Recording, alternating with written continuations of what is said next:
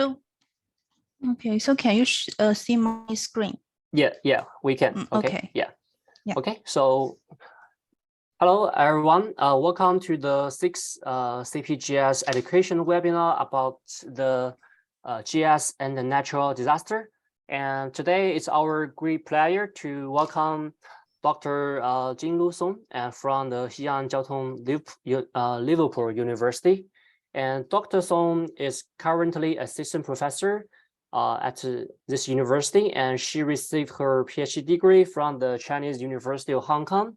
And she has also been a research associate at the Hong Kong University and then a visiting scholar at the Princeton University. And her expertise mainly involving GIS, urban planning, and sustainability science. And it's our great pleasure to have her here to share his recent research projects. And her research has also been funded by National Natural Science of China, the National Social Science of China, as well as Jiangsu province. So without further ado, I think let's welcome Dr. Song, and the floor is yours. Okay, so thanks for the brief introduction from the Dr. Gao. So hello everyone, this is Jinglu Song, and I'm really appreciated to have the chance to give a webinar in the CPGIS on the GIS and the nature hazards. And also many thanks for the scholars and experts who gave the excellent and impressive webinars in the past weeks. But different from the previous webinars, right? So which focuses on the exciting the big spatial data and advanced techniques. So my webinar is more likely to share some conceptual framework and empirical the GIS applications in disaster resilience assessment. So and also I will take the 2015 Nepal earthquake as a case study. So the topic of today's webinar is framing the disaster resilience, the importance of hierarchical and context-specific resilience policies. And also, we have a WeChat group. So if you have strong interest in this particular area, right? So you are welcome to join this WeChat group. Okay. And firstly, right, so according to the previous seminars, there is a sharp increase of the nature hazards and the disasters all around the world. And it is also has an increasing frequency and intensity of those disasters. And the increased disasters also resulted in a huge amount of social and economic loss to human society. So the importance of resilience development is increasingly recognized and emphasized. For instance, there are two prominent frameworks has emphasized the importance of resilience development. They are the Sendai Framework for Disaster Risk Reduction and the United Nations Sustainable Development Goals. So in the next, but communities in the development countries are more likely to suffer catastrophic consequences also from the nature hazards and disasters because most often they have lower coping and adaptive capacities. Things may get even worse considering the poor and marginalized group of people. And also some underdevelopment countries are located in regions exposed to the low likelihood but high impact hazards, such as the earthquakes in Nepal. Because Nepal is located in the Himalaya region, right? So which is located at the seismic zones.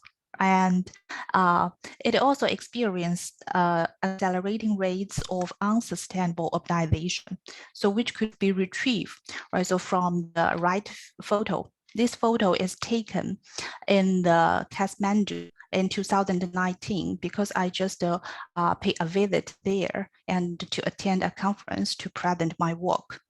So you could see that the city is not well designed, full of the poor, the low quality and crowded buildings. So the accelerating rates of unsustainable urbanization has exacerbated the disaster-related vulnerability and disturbed the local resilience development. And so in the context of the underdeveloped countries, such as Nepal, right, so it is in shortage of resources to rescue and recovery. So the effective resilience interventions needs a just allocation of limited resources and a clear view of measures that should take the priority. So the prerequisite is an evidence-based resilience assessment. This is in line with what has been mentioned in previous webinars, right? Because this could also help the policymakers to identify the hotspots and the cold spots of the disaster resilience. In addition, identifying the factors that foster the disaster resilient communities are also necessary, especially for regions that are vulnerable to disasters, but are scarce in the resources to cope with it. So, and also this sort of validation could allow the policymakers and practitioners to identify, right? So the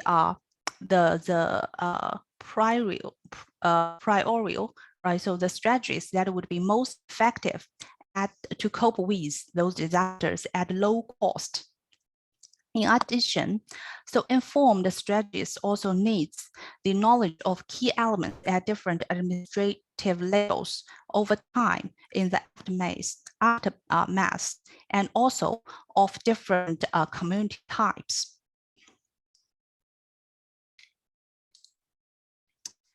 And the necessity of the resilience development and enhancement also attract the attentions of academics and the research institute. So a growing body of the relevant literatures have been found, right, in the recent decades, right? So which could be seen from the left figure, right? There is a sharp increase during the of the papers published in this area, right? So in the recent decades, and also in another review work, right? So there were three keywords extracted from those published papers. They are the resilience, the community, and disaster. So the three keywords also could be treated as the keywords of today's webinar, right? So the disaster, community, resilience. And according to a review of previous literature, there remain several research gaps. First is there is no agreement on how to define this concept. Right, so this is also mentioned in previous webinars.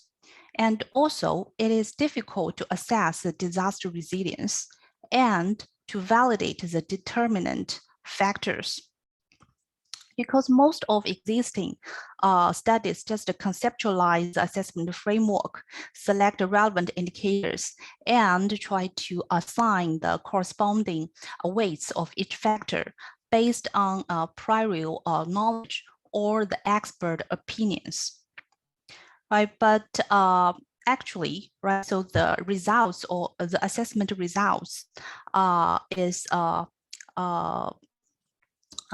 not validated, right?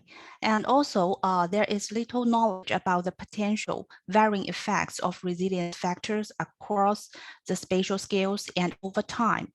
Even less work has been conducted on the disparity of dominant factors in the different types of community, right? So, but some recent literature has identify some urban specific, the rural specific, or even community specific resilience factors. But this field is, there is less work, right, so in this field. So, so there were some potential avenues, right, so for the studies in the next. Firstly, according to, even though there is no agreement on the definitions of this concept, we could extract some common keywords from existing definitions. They are the absorb, the resist, adapt to, and recover from. So here I'd like to highlight the linkage between the recovery and the resilience. Accordingly, in communities that experience disasters, the higher levels of resilient characteristics will help members to sustain themselves and recover from the destruction of the disasters. So in such a case, the recovery capacity could be used as an external validation term to validate the contribution of the resilience factors.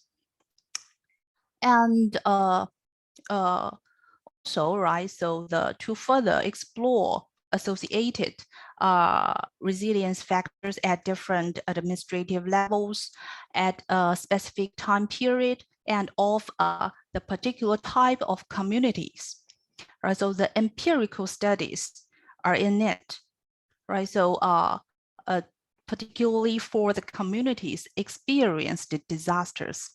So that is why I conducted a series of studies, right? So in the Nepal after the 2015 earthquake. So according after the later review, right? So I'd like to just mention the several of research questions, right? So here, and this webinar aims to provide some hints to answer those research questions, right? So the first question is how to measure the relief or recovery speed and capacity. Actually, a large body of literature has been devoted to objective measures of the community recovery.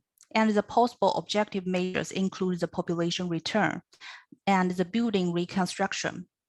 But those objective measures, right, so may just not be able to directly monitor the recovery capacity of the community members. And also, the objective measures may result in a bias between the indexed recovery progress and the real recovery progress of community members. So in comparison with the objective measures, the subjective measures could provide a more direct assessment of recovery capacity, particularly of the community members, and also are better capable to reflect the opinions of different local stakeholders.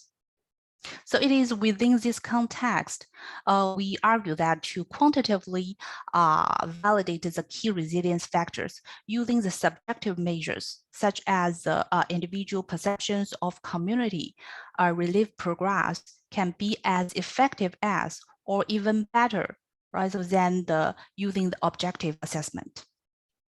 This is the first question. The second research question is due to the characteristics of survey questionnaire data, this might lead to a difficulty in model specification, right? Because most often the resilience indicators or the indicators of resilient characteristics are at the area level, right? So just at the group level, such as at the city level, at the neighborhood level, or at a census tract level due to the data availability. But the survey questionnaire data is at the individual level.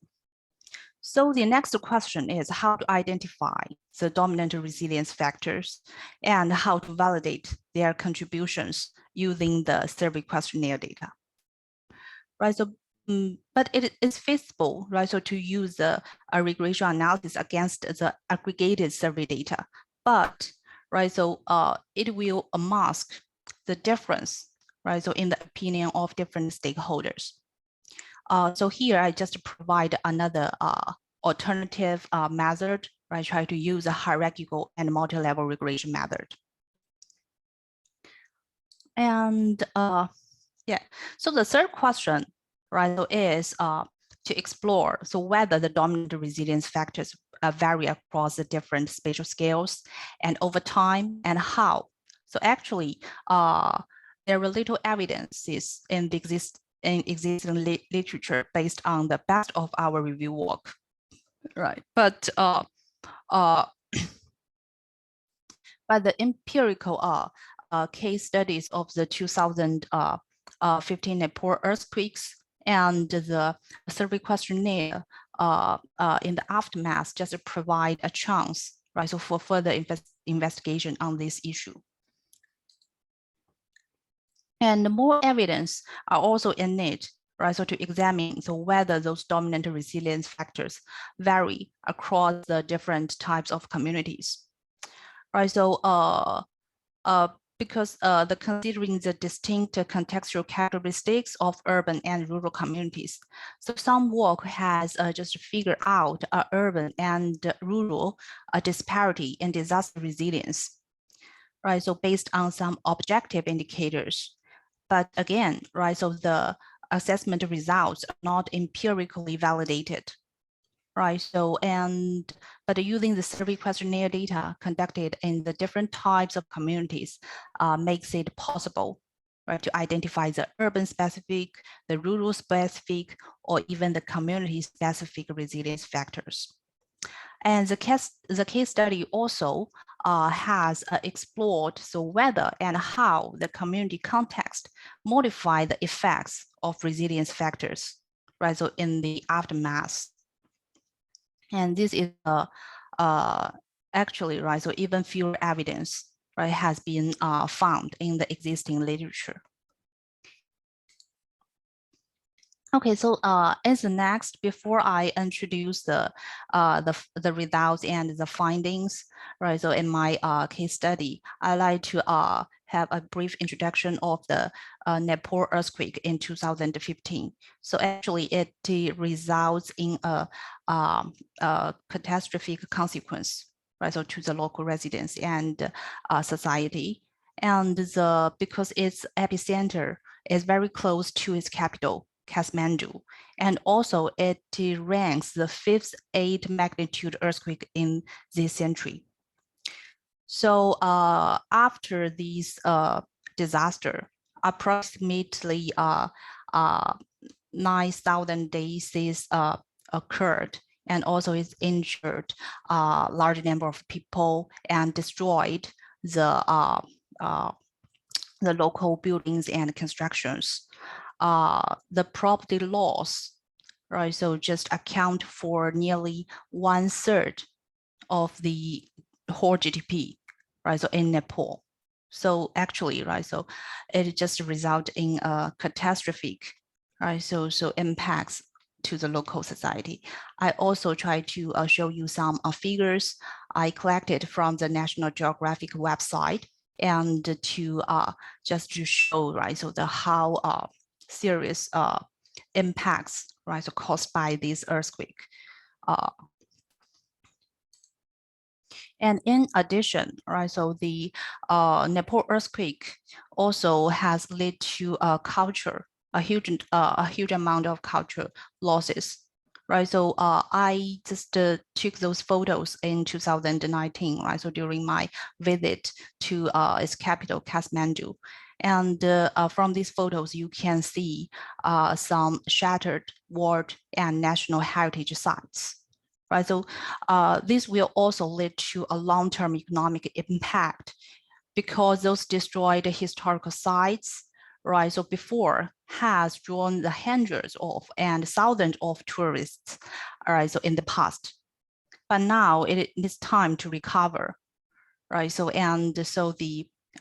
it's hard to estimate how much economic impact it caused to the local society actually. And I also created a map, right? So to show the location of the epicenter and its capital. So you see that the epicenter was located very close to its capital, Kathmandu. And according to the government report, right, so a total of the 14 districts were categorized as seriously affected by the earthquake. Right, so here.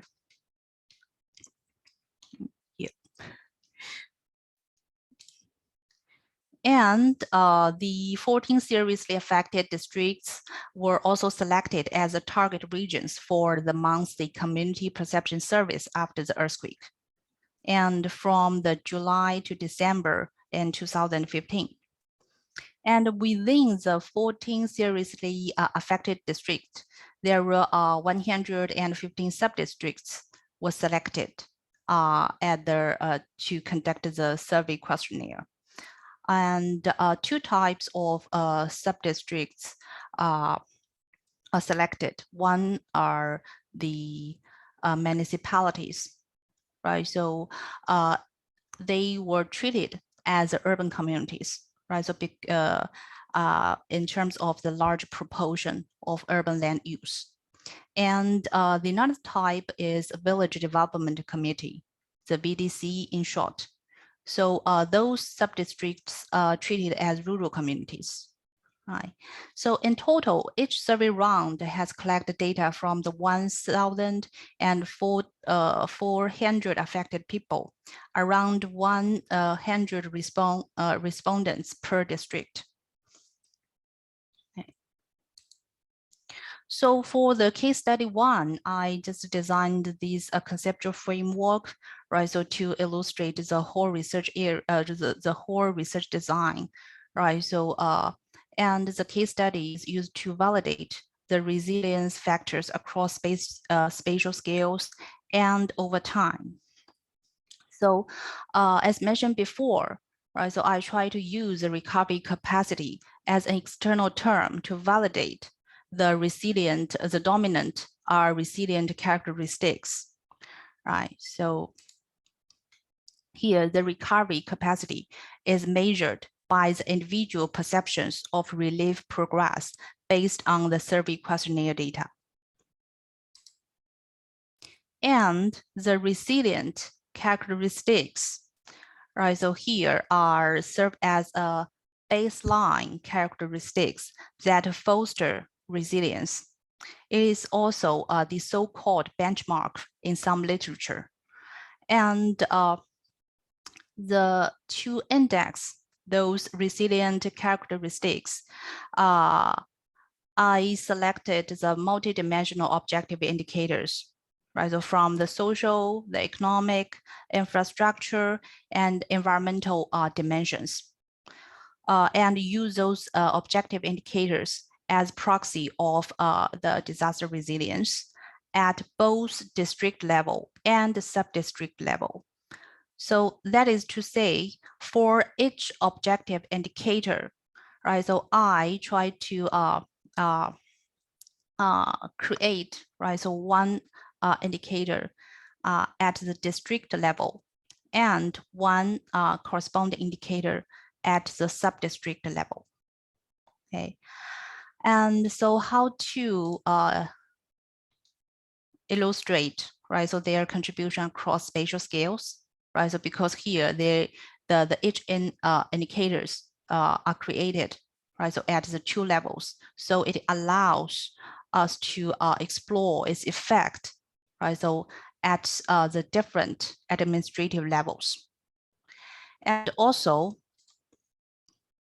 because the survey, it is a monthly survey questionnaire, so it allows us to explore its effects, right? So over time. So this table just shows the selected resilience factors, right? So from the 4 dimensions. And all those variables or the indicators, right, are selected based on literature review, right? So the indicators are serve as proxy of resilience in social, economic, infrastructure, and environmental dimensions. So for the data processing, so firstly, all raw data was standardized into comparable units. And then to reduce the duplicated information and minimize the multicollinearity. So a PCA was conducted in each dimension. And to ensure there is similar structures of PCs extracted in each dimension at the district level and at the sub-district level, I adopted the target rotation technique.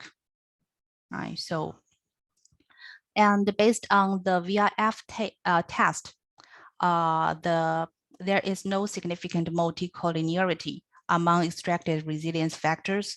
And then all the resilience factors could be put into the regression model for further investigations. So this table just shows the results of PCA analysis, right? So in different dimensions.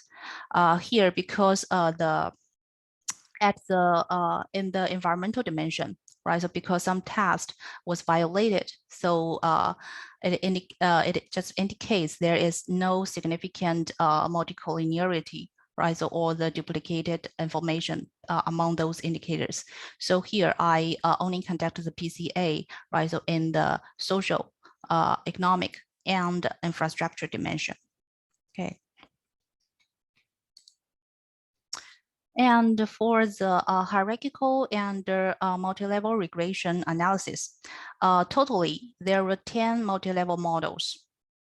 And for each model, it includes the individual characteristics and the resilience to characteristics at sub-district or district level. And to simplify the a model specification, right? So all those models are only include a random intercept. And for each survey round, there were 2 models, one at the district level and another at the sub-district level. So the 2 models allows us to explore the scale of effect, right? So of each resilience factor. And the 2 models for each survey round allows us to explore the temporal variation, right, so of their effects. And yeah, the 2 functions just to show the multi-level models, right? So we created in this case study, and I'd like to highlight the 2 items here. The first is the coefficient of the contextual variable, right? So this just represent the effect of the resilience factors or the association between the resilience factors and the perceived relief progress. And the multi-level regression models allows us to differentiate the variance into 2 parts. The first is a between group variance, and the second is the residual variance between individuals. So if one resilience factor is significantly associated with the relief progress, right, so it will decrease the between group variance. That is to say, it could explain the variation, right, so at the group level. So then we assume, right, so this resilience factor is significantly associated with the relief progress and could affect the relief progress. So I just designed another table, right? So a simplified version, right? So to show the estimation results of each survey round at the district level and at the sub-district level. I just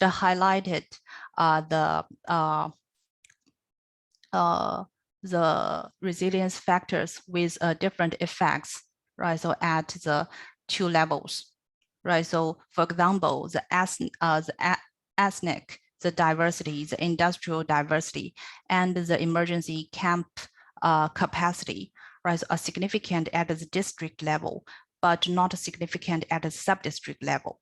In comparison, the earthquake experience is significantly related to the relief progress at the sub-district level, but not at the district level.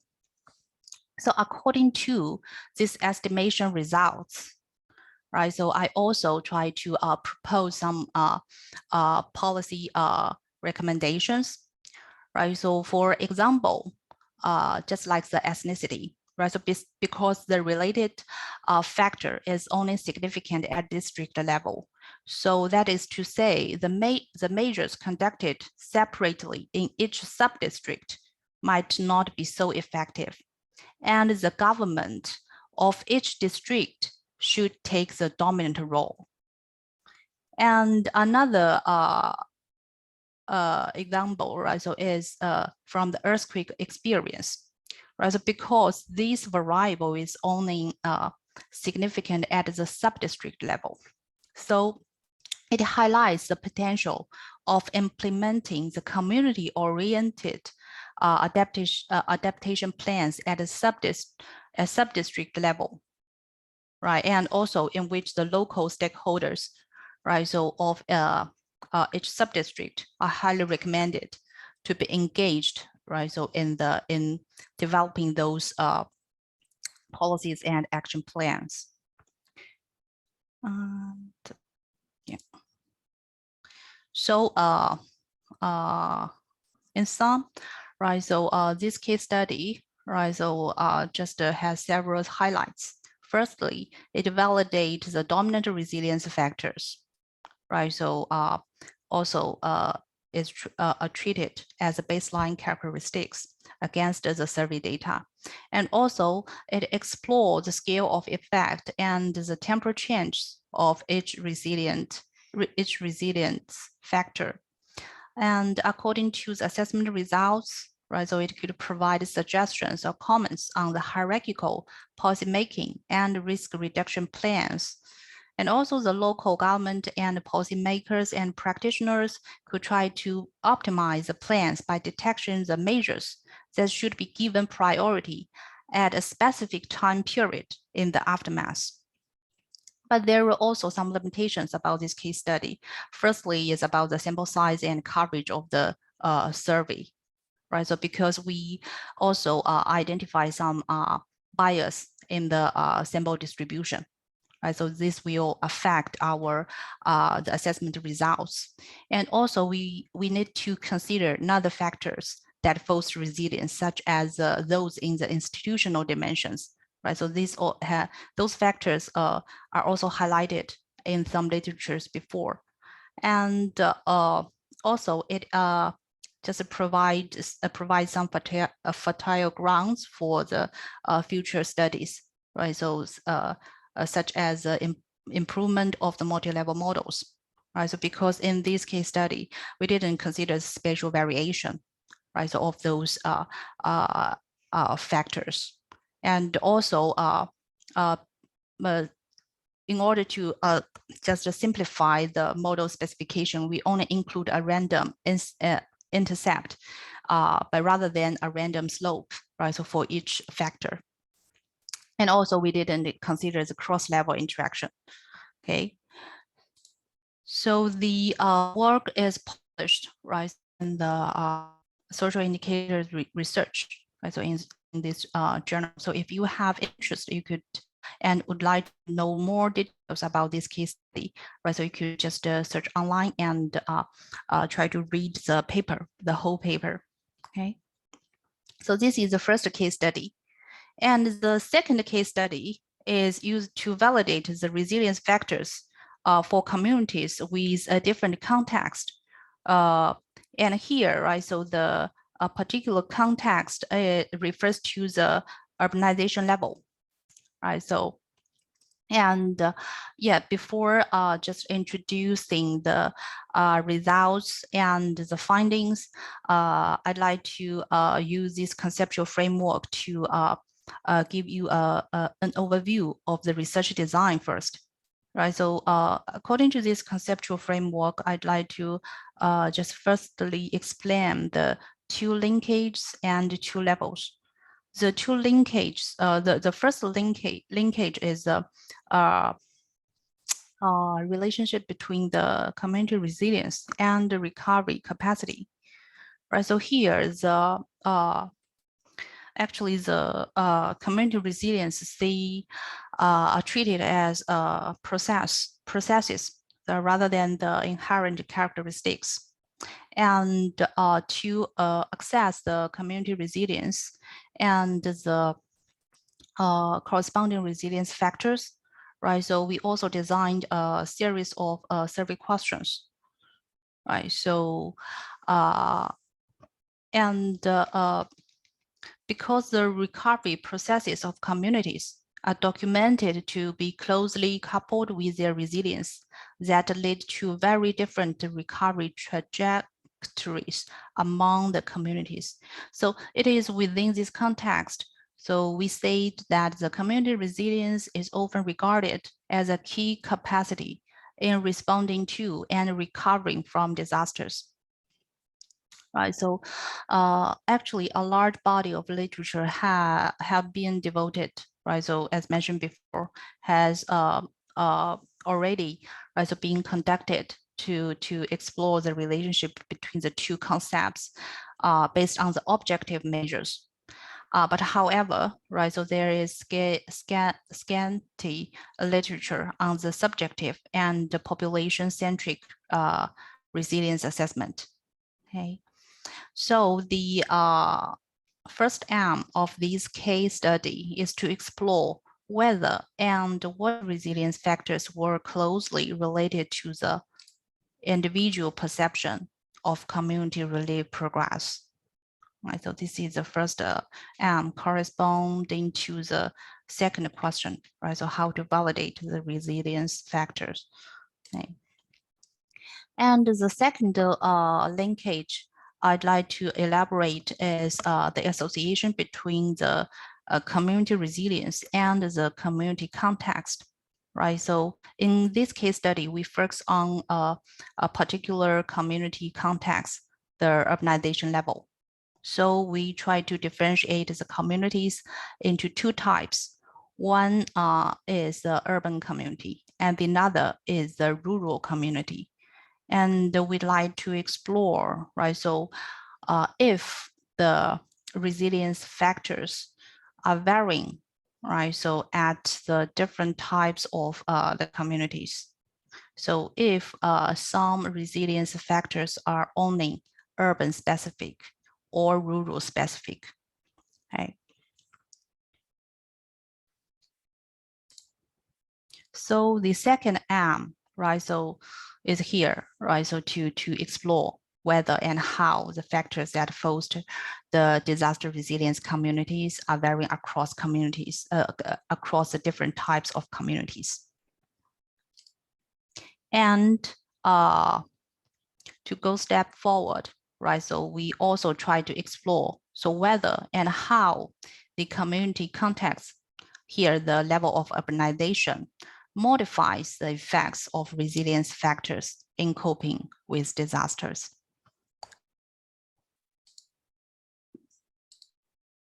So in this conceptual framework, right, so it also has two levels, right? So a hierarchical structure, right? So the first is the individual level, right? So the data used to create variables at the individual level includes the individual perceptions of resilience factors and the relief progress of communities. And the second, the higher level, the up level, right? So is at the community level. And we try the key context. The key context we consider right? So is the urbanization level of each community. And the next, I'd like to just to show some details about the variable specification and model specification. So for the variable specification, right? So those are the variables of social demographic characteristics and survey time. And those variables are served as the control variables. And also we include the earthquake severity, right? So according to the Nepal earthquake severity index, right? So also a control variable because, right? So the severity could partially represent the impact of the earthquakes, and the impact of the earthquakes will affect the recovery trajectory, right? So of each community. Okay. And also we include the community context, right? So here. And I will give more explanation about these variable in the model specification. So in addition, because in this case study, we assess the community resilience factors also based on a series of survey questions, and each represent, right, so the one capacity of community resilience, such as the problem solving, the leadership, the information and communication, the fairness and preparedness. And for the community relief programs, right? So it is served as the dependent variable in the regression model, and the data, right? So used as the same, right? So to that in the first case. Here, I just use the map, right? So to show the spatial distribution of the relief scores. And because the resilience factors serve as predictors, and we use the relief progress as the dependent variable. So including the two variables could help just realize the first research aim, right? So to explore whether and what resilience factors were closely related to the individual perceptions or of the community relief progress. For the model specification, right, as mentioned before in the conceptual model, right, so there is a hierarchical structure. So we employed the multi-level models. And firstly, we specify models with fixed effect covariates for the urban and rural community, respectively, so as to detect the urban and rural disparity of dominant resilience factors. So that is to say, right, so we try to build up two models, right? So the one including the survey questionnaire data for all urban communities, and another, right, using the data, right, so collected from all rural communities.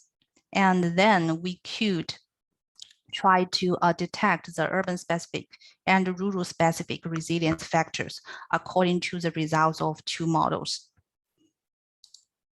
And yeah, so the estimation of these term, right, so is a focus. And also these the results of those models will help us to realize the second M, right, to explore whether and how factors that foster disaster resilient communities in the aftermath are varying across communities, across in the different types of communities, the urban or rural. And secondly, we just added a fixed covariates at level 2 and specified a cross-level interaction between the covariates at level 1 and level 2, right? So then, this model, right? So also the estimation results of the cross-level interaction allows us to explore whether and how the community context modifies the effects of resilience factors in coping with disasters. And it helps us to answer the fifth question. All right, so So the next, right, so I'd like to show you some results, right? So firstly, according to the estimation, right, so results for the urban communities, the leadership, the fairness, and preparedness are all significantly associated with relief progress. But for the rural communities and all resilience factors are significantly associated with the relief progress. Okay, so this is what results tell us. Okay. And for the modification effects of community context, right? So the urbanization level. So here the estimation results of the interaction, right? So tells us that the urbanization diminishes the effects of community factors like the problem solving, the information and communication, and the civic engagement. But right, so the urbanization also strengthen the effect of some factor, just like the preparedness, right? So this also highlights, right, so some relevant policies, right, so proposed in the recent years, right, so in the mainland China. That is we need to focus on the preparedness, right, so that rather than other capacities, right, so particularly for the urban communities. And so in some, right, so there were also some highlights in the second case study, right? So it demonstrates the urban and rural disparity of community resilience via the survey questionnaire data. And it reveals the difference in the dominant resilience factors between the urban and rural communities. Also, it unfolds the interactions of urbanization and community resilience factors in practice and highlight the public-centric and context-specific resilience policies in coping with urbanization. But also it has some limitations and calls for the further investigations, right? So just like how to improve the multi-level model, right? Because again, right, so the multi-level regression models are used in the case study 2 didn't consider the spatial variation, right? So and also another potential confounders. Okay. So and this the study the second case study, right, is also the findings it also published, right? So in a paper, in a recent paper, right? So if you have strong interest, right, so you could just search online and try to read the details, right, within this paper. Yeah. So at last, right, so I'd like to mention some insights of the GIS applications in the disaster resilience assessment. Actually, yeah. I have, yeah. Yeah, Dr. Song, we have about 10 minutes left. So yeah. you may I will just up. give a summary. Yeah, I will give a summary. Yeah. Okay, thank you. Thank you for your reminder. Yeah. So firstly, right, so it just provide a great platform, right? So to collate and process multiple the data sources. Right, so I also learned a lot, right, so from the previous webinars from each expert and scholar, right? So just like the geospatial big data, right, and also the remote sensing data, and also the aerial imaging data, and also GIS could be coupled with other advanced models, right? So such as the meteorological models and the hydrological models, right? So to simulate the inundation area and also to simulate the level of sea level rise, right? And at the recent years, right? So the machine learning and deep learning and GeoEye technique are also the hot topic, and the GIS could be coupled with those advanced techniques. And also, the GIS could support the spatial analysis and visualization, right? So particularly for the location-based issues and models, such as the MAUP, right? So the first case study, and also it could try to realize some the geographically the regression models, just like the GWR, MGWR, GTWR, and so on. And it could help to visualize assessment results, right? So such as through the hotspot analysis, and just through delineating the surface of significant local estimates, and so on. Okay, so all of my all the content in today's webinar. This is my contact information and recent publications. I welcome the chances to cooperate with the scholars and experts with similar interest in this area.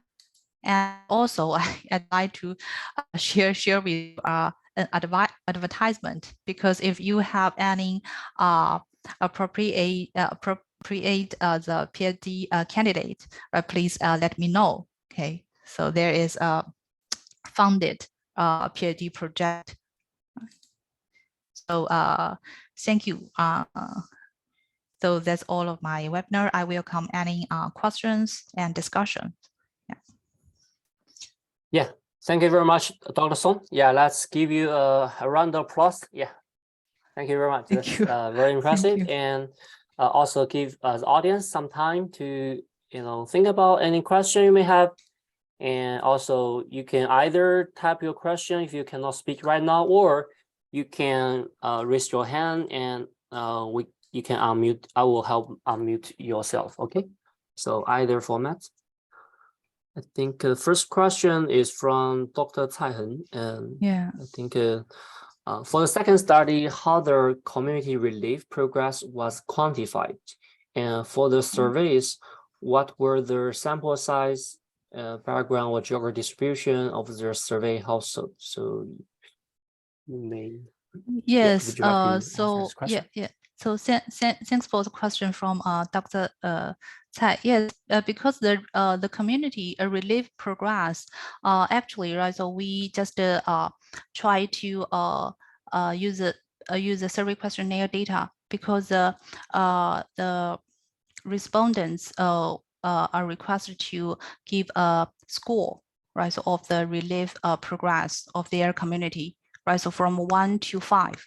The 5 just represent it has completely recovered, right? So from the disaster, and the 1, right? So a score 1 just represents there is not any progress. And yes, for the survey questionnaire data, we just the sample, right? So the sample size, as mentioned before. Wait a minute. Go. Yeah, because actually, so the survey questionnaire data used are the same, right? So in 2 case studies, and I think so actually each survey round, right, so has collected data, right, so from the 1,400 affected people, so around 100 respondents per district. So I also try to provide more details about the data collection and sampling, right, so in my paper. So if you'd like to know more about the details, you could just try to look into this paper. Yeah, thank you, Dr. Song. I think that's very good, and actually also relevant to one of my question when you present, because to me actually not only using like traditional geospatial data, but also you actually collaborate with the scholars, also local community, right, in Nepal. So would you mind maybe sharing a little bit such a actual collaborative experience, especially for this kind of community? Yeah, I think that's very important for the policy making side or support, the resilience support. Yeah. Yes, because for the first paper, right? So because I just met the Rich, right? So when he just paid a visit to the Chinese University of Hong Kong, because he just made a presentation there, and also just on the Nepal earthquake. So I think that, okay, so I also have a strong interest in this area. And I think that so my work could contribute to the relief progress of their of the local communities. So I just have a chat with him and to see if we could just collaborate with each other. And after the first paper, after we just published the first paper, I was also invited, right, so to attend a conference in the Nepal. So I have the chance to just visit, right, so to the affected regions, right? So and also try to communicate with the local experts, right? So in the Nepal, and also try to introduce another cooperator to me, right? So and also he's wait a minute, I cannot see the details. Yes, he another cooperator just worked in the governmental institution, right? So actually, so which could help us to disseminate, right, so our research findings and the policy implications, right, so to the local agencies, right? So yeah, that's Okay. a whole Yeah, story. no problem. Actually. That sounds definitely very helpful. Yeah, thank you for sharing. And I do see one hand raised. I think Tayyab, are you able to unmute yourself? Let's see. I think. Yeah, I think you are. Or the maybe someone can help me. I think you are able to unmute yourself. Yeah. Okay. Yeah, we can hear Thank you. you so much. Thank you very much for giving me a chance. Thanks for the great talk of Dr. Song. This is Tayyab from Northeast Namar University, China. I'm a doctoral student working on multi-flood resilience assessment. And my question from Dr. Song is, like, how many factors are necessary to cover a complete disaster resilience, like to complete a disaster cycle? Usually, we've seen that we cover like coping capacity, adaptive capacity, and transformative capacity with hazard and its causative factors. So is there any standard specific procedure for choosing the main factors, the specified factors, or there is no specific standard for choosing the prescribed factors for that? So my question is, like, how can we choose the main factors for a specific hazard or for a multi-hazard?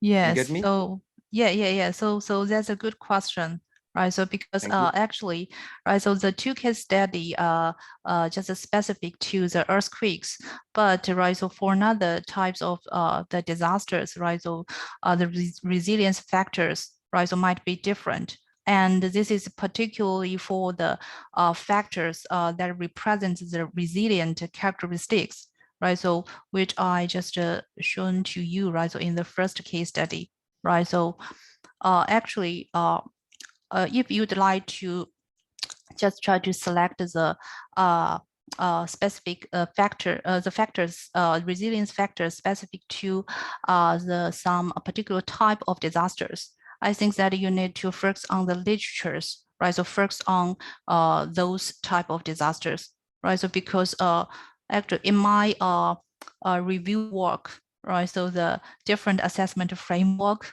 right? So might be designed for the different types of disasters, right? So if you just mention the multiple, right? So the disasters, I think that maybe there should be some common, right, so factors, right, just like the factors related to the transportation, right, so and environmental factors and so on. But right, so I think, right, so it's maybe not effective, right, so to design an assessment framework to multiple disasters, right? So yeah.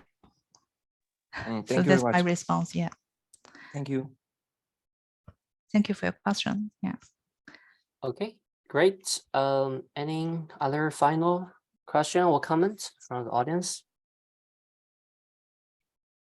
Okay. Yeah, I think if no, I think that's the end of this talk. And I do want to thank you, Dr. Qiu Wu, the chair of our educational committee, to organize this webinar series. And also thank you all the panel speakers, actually invited speakers. And yeah, so also you already enjoyed Dr. Song's talk today. And I wish everyone enjoy the day. And then although this is the end of this series, however, we have the continuing the webinar series, but we'll change the topic to the GeoAI in the coming months. So everyone can stay in tune, and we'll keep in touch.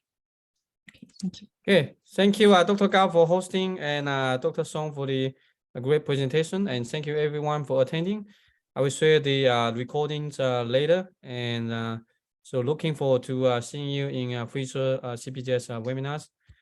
Take care, everyone, and thank you. see you Bye next bye. time. Bye. Let me stop recording.